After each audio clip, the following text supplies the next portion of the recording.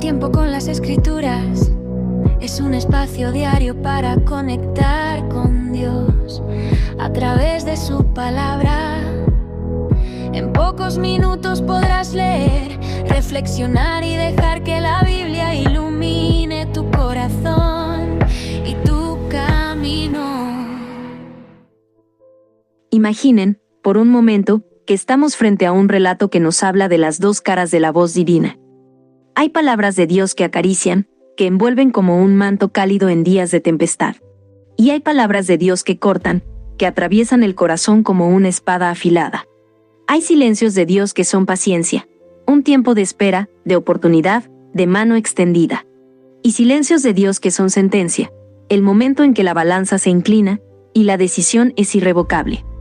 Las palabras que vamos a escuchar hoy son de esas que cortan, de esas que pronuncian una sentencia firme en contra del pueblo hebreo.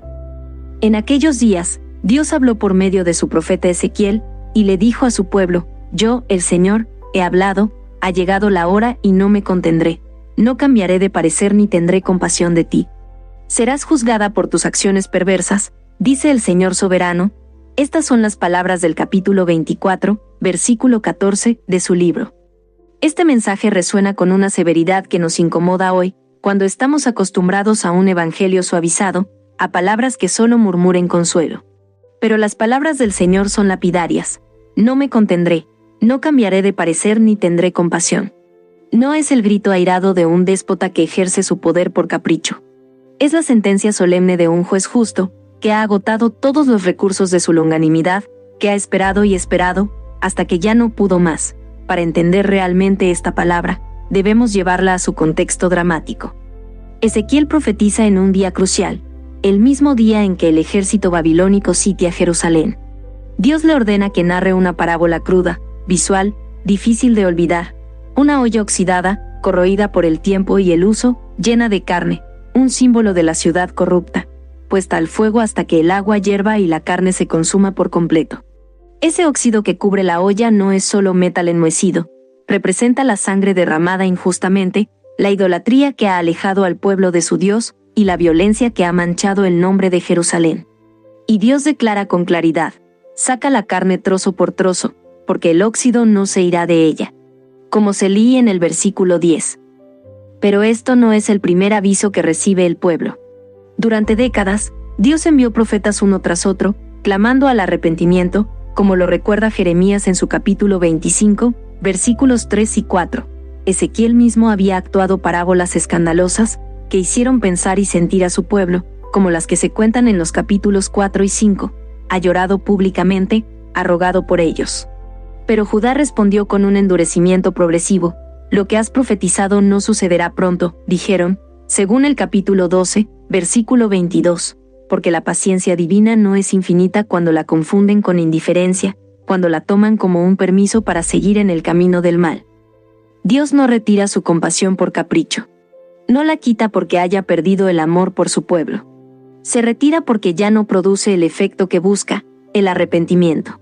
Cuando la misericordia es recibida como licencia para pecar, como advierte el libro de Judas, versículo 4, cuando los castigos graduales son ignorados uno tras otro, como narra Amós en su capítulo 4, del versículo 6 al 11, cuando los profetas son asesinados y sus palabras quemadas, como le sucedió a Jeremías, según su capítulo 36, entonces la compasión prolongada se convertiría en complicidad con el mal. Es como cuando un cirujano debe amputar un miembro gangrenado, no es por crueldad, sino para salvar el cuerpo entero, para preservar la posibilidad misma de la redención en la historia. La frase, no cambiaré de parecer, no debe entenderse como que Dios es rígido o incapaz de misericordia. Él mismo se arrepintió de enviar el diluvio cuando vio el arca de Noé y la esperanza que representaba, como se lee en Génesis capítulo 8, versículo 21. Más bien, significa que su palabra profética de juicio se cumplirá, porque la oportunidad de arrepentimiento ha concluido. Dios es inmutable en su carácter, justo con los impenitentes, misericordioso con los quebrantados de corazón. Su inflexibilidad en este momento es la otra cara de su fidelidad, fiel a su palabra, fiel a su justicia. Dios no castiga arbitrariamente. Lo hace cuando ya no queda más remedio. La ciudad que se creía olla segura, protegida por su alianza con Dios, descubrirá que su pecado la ha convertido en olla contaminada, irrecusable. El juicio no es venganza divina, no es un castigo por despecho.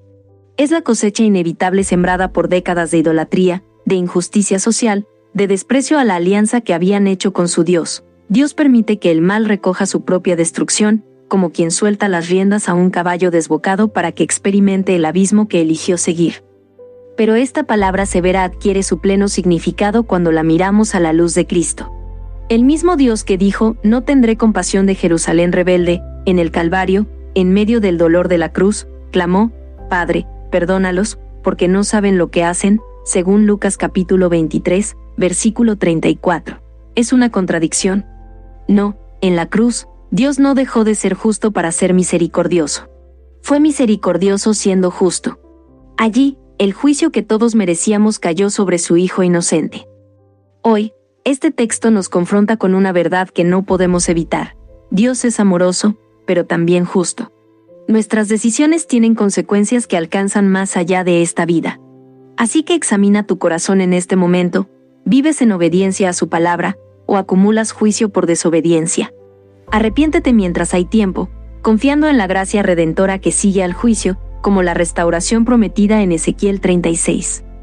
Y a los creyentes les animo, valoren la paciencia divina como una oportunidad para la santidad, sabiendo que Él es Señor soberano sobre todo, que su voluntad prevalecerá, y que su amor nunca falla.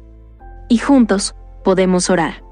Señor soberano, hoy reconozco que he caminado por senderos perversos.